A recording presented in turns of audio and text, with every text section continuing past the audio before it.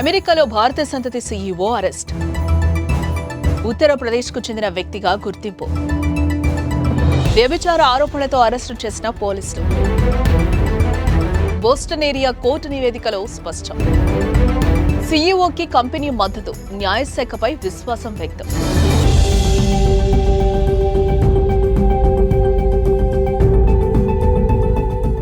అమెరికాలో రోజుకో వివాదం, వారానికో సెన్సేషన్.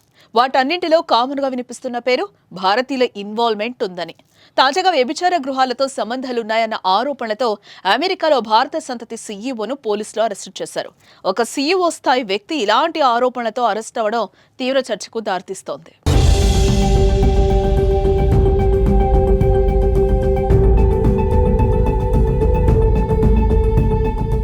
అమెరికాలో వ్యభిచార గృహాలతో సంబంధాలున్నాయన్న ఆరోపణలతో భారత సంతతి సీఈఓ అరెస్ట్ అయ్యారు.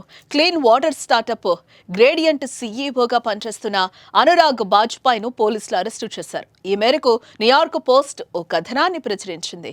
అక్కడి వ్యభిచార గృహాల్లో గడిపి ఎక్కువ మొత్తంలో చెల్లించిన క్లయింట్ల జాబితాలో సీఈఓ అనురాగ్ బాజ్పాయ్ పేరు కూడా ఉందని బోస్టన్ ఏరియా కోర్టుకు సమర్పించిన పత్రాల్లో ఉన్నట్లుగా పేర్కొంది.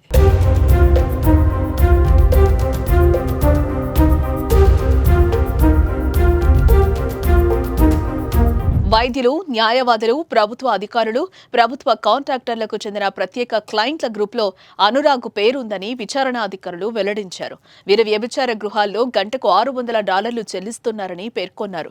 వీరు ఎంచుకునే వారిలో ఆసియా మహిళలు ఉంటారని తెలిపారు. ఆ మహిళలు హ్యూమన్ ట్రాఫికింగ్ కారణంగా వ్యభిచార ఊబిలో చిక్కుకున్నారని భావిస్తున్నారు. ఏ వ్యవహారంలో తమ బాస్ పేరుండడంతో గ్రేడియంట్ సంస్థ సిబ్బంది ఆందోళన వ్యక్తం చేశారు. ఆయన రాజీనామా చేయాలని డిమాండ్ చేశారు. అయితే సంస్థ మాత్రం అనురాగ్కు మద్దతు ప్రకటించడంతో పాటు న్యాయ వ్యవస్థపై విశ్వాసాన్ని వ్యక్తం చేసింది.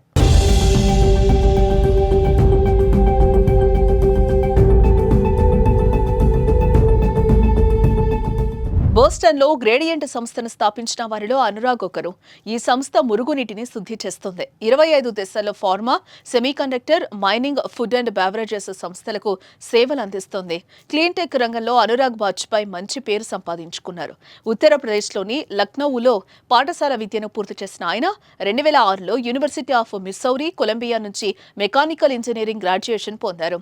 మసాచుసెట్స్ ఇన్స్టిట్యూట్ ఆఫ్ టెక్నాలజీ నుంచి మాస్టర్స్ అనంతరం పీహెచ్డీ చేశారు. ఉప్పు నీటిని తాగునీటిగా మార్చడం, మురుగునీటిని శుద్ధి చేయడంపైనే ఆయన పీహెచ్డీ పూర్తి చేశారు. ఈ క్రమంలో 2013లో గ్రేడియంట్ కంపెనీని స్థాపించి $1 బిలియన్ సంస్థగా తీర్చిదిద్దడంలో కీలక పాత్రను పోషించారు.